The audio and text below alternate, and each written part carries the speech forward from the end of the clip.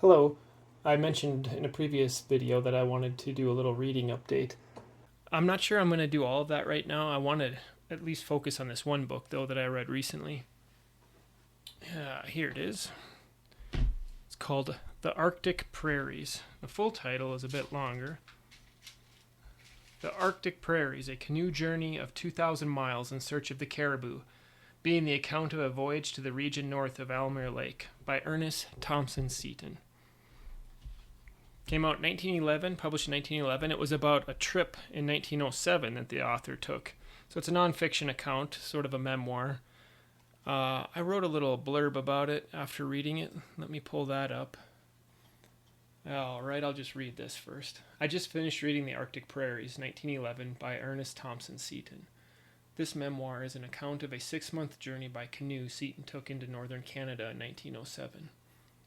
Seton was an artist, writer, and naturalist who undertook the trip in hopes of finding bison and caribou, and, in his words, the chances to see and be among wildlife. The narrative details various aspects of the trip: logistics, the people he traveled with, communities encountered, and ample descriptions of the land and wildlife. It is a pleasing mix of anecdote, sublime description of the natural world, and insights on human behavior. It's also a compelling window into another time and place. This was the land, and these the creatures I had come to see. This was my farthest north, and this was the culmination of years of dreaming. When I was a young child, my father read aloud to me his old copy of The Biography of a Grizzly by Ernest Thompson Seton, a book from his childhood. I was completely enthralled and remember crying as my father finished the book. I have read that story to my daughter, but never looked into any other books written by Seton until I stumbled across The Arctic Prairies.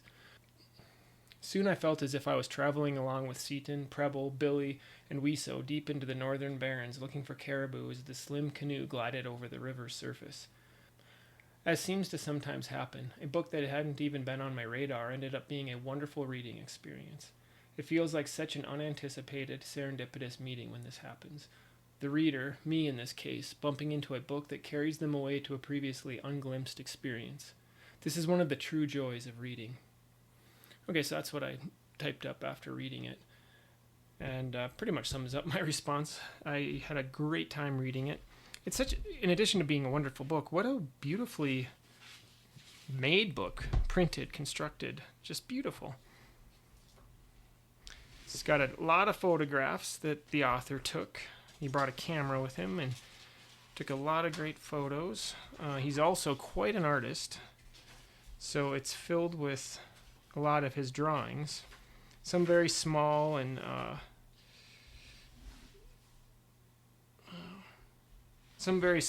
quick little sketches, others more detailed works.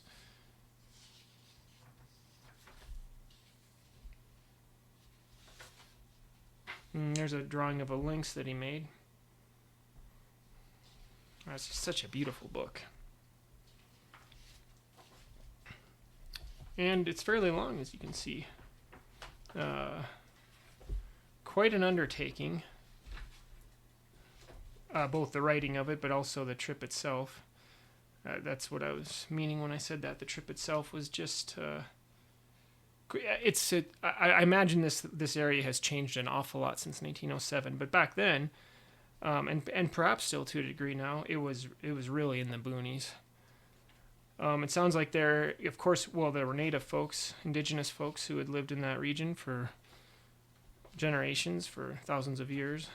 And then in post-European contact period, I think there had been 2 other folks who had made 3 for some of the area that had preceded Seton and had left markers, trail markers, and things like that he encountered. And he had also studied their journals and books.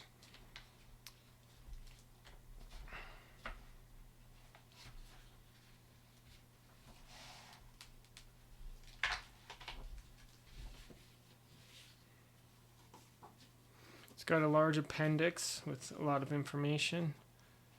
Oh, this was a neat little card that was in this book. With best wishes for a Merry Christmas, Mr. Bertram H. Fancher, I believe. So yes, a wonderful, wonderful book. And one of those books that just comes along every now and then that you have no expectations about. You just don't even know about it. And then all of a sudden it's there and you read it and it's just great. I love it when that happens. I just love it when that happens. I had such a strong reaction to the fictional story that he wrote, Biography of a Grizzly, about Wob, a grizzly in North America and his life. Like I said in the little thing that I wrote, it made me cry. I think the first book probably that ever made me cry. And it was one of several books that really made an impact on me that my father had passed along to me when I was a kid. We had a trunk down in the basement, in the unfinished part of the basement that we called the workroom. A great big old trunk, and he would go down there every so often and grab a few books out of there and bring them upstairs, and they were old books from his childhood that he still had. Biography of a Grizzly being one of them. He also read that to me, and he read the Tom Stetson books that he had, Tom Stetson and the Giant Jungle Ants, Tom Stetson and the Trail of the Lost Tribe. Oh, those were so fun. Those really helped develop my sense of adventure and my love of travel and just all of that stuff. They were just perfect books for boys, and well, probably for girls too, for anybody. Just full of curiosity and adventure. And he had some westerns. I remember him reading me Hijinks at Payrock Canyon, I believe it was called. And just a lot of other books. So those are real special memories to me. And it was really pleasing as an adult many years later to find this by the same author and to read it and have such a positive, good reading experience with it. Yeah, and that's the last book I finished reading. I'm in the process right now of reading, it's a book called Bibliomania in the Middle Ages. I don't have it handy. I can't remember offhand who wrote it. Merryweather, is it? Or no, something like that. Let me see if I can pull it up on here. Oh, that's going to probably take a little while. Anyway, so I've been reading that. Here it is. Hold on. I'll just pull it up here on the internet. By F. Somner Merryweather. Okay, so I guess it was Merryweather. Yeah, I think it was published this is earlier than I thought. I thought it was late 1800s, 1849. And, what a title, Bibliomania in the Middle Ages. And I'm maybe halfway through it, if I remember correctly, and it's very, I like the Middle Ages. I love books. I like books about books, so it's perfect. It's really interesting to see what people had access to then. And he makes the point, and it's probably fairly early a few others were making the point as well during this period of time, but he's really endeavoring to show how the Middle Ages were not the Dark Ages. There really was a lot of intellectual work going on, a lot of study and attempts at intellectual enlightenment, things like that, as well as keeping the classics alive, basically. And so a lot of it's about monks transcribing books, but it goes into what, the religious aspects of a lot of the books, but then also the classical the books from classical antiquity that they are saving and that they are also reading and enjoying. And it talks about the libraries that existed, and it's just been a lot of fun to read and a lot of information that is new to me. What else have I been reading? I guess I've been... I started reading a book, Thomas Covenant. What is it called? Lord Fowle's Bane, I believe, is the title of the first book, but it's called the series is Chronicles of Thomas Covenant, the Unbeliever. I had this book as a young person, junior high, and I had read the first bit of it and set it down and never returned to it. And I've been kind of slowly in the process of returning to a lot of those books that I had started as in junior high and didn't finish. I mean, I did finish books then too, but there were a number that I set down. For example, I recently read West of Eden, another science fiction book that I had started and not finished, and I read that as an adult and enjoyed it. There have been a few others, and this is another in that kind of category, one that I had started. And it's an interesting setup, an interesting beginning. That the main character, Thomas Covenant, has leprosy, and apparently at this point, which I think the book was published in the 1970s, the late 70s perhaps. I think apparently, according to the way the story's unfolding, leprosy was still not curable at that time. Now, I believe, with advances in, both in medicine, but in the understanding of the disease, it appears that it's, I believe, fully curable,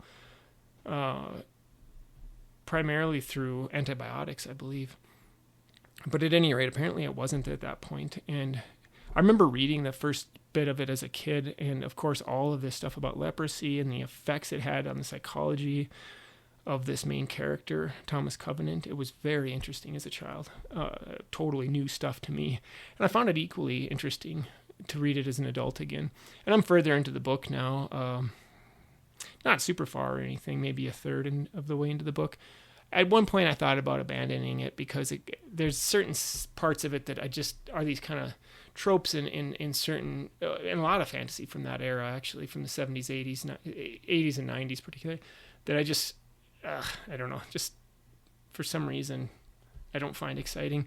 But it's particularly the stuff where there's a chapter or a preface where there's some terrible, evil, incarnate God thing that's out to get, is predicting doom for the main character. And I don't know why, it just turns me off for some reason. But anyway, that didn't last very long in the book, and now I'm back to enjoying it. So I think I'll continue reading that book as well as the Bibliomania and the Middle Ages.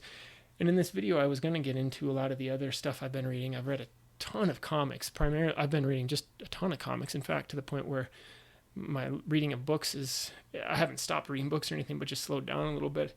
I've just been reading so many different comics. I think maybe I'll do that as a different video, though, because this is getting long enough. And maybe at some point I'll go over some of the other books I read recently. But for now, I think wanted to focus primarily on the Arctic Prairies. It's such a great book, and probably not one that is talked about too often. I mean, there's a lot of any number of books like that, but just one that I wanted to share.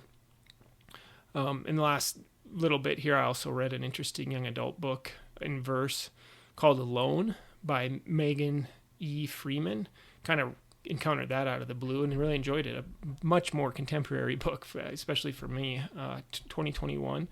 And I read My Crowd by Charles Addams, which was a collection, or is a collection of single panel comics, not unlike The Far Side. In fact, I think it must have been a pretty strong influence on The Far Side. Charles Addams, of course, being the creator of the Addams Family. First time I ever really read any of his comics and found them pretty darn good. And I read a book with my daughter called Galactic Warlord, a book I had read previously, a young adult science fiction book. A lot of fun. And I read this one, Comenius and the Beginnings of Educational Reform by Will S. Monroe. Quite interesting stuff I knew nothing about John Amos Comenius. He's sometimes called the father of modern education, and it was about him, his life, his theories, and also just the trends of educational reform in the periods before and after him, and his influence on that general trajectory. Quite interesting. But again, maybe I can get into those books a little more detail at a later date. At any rate, let me know what you're reading, and enjoy the day, and enjoy the books or comics or poems or whatever it is you might be reading. Take care. Bye-bye.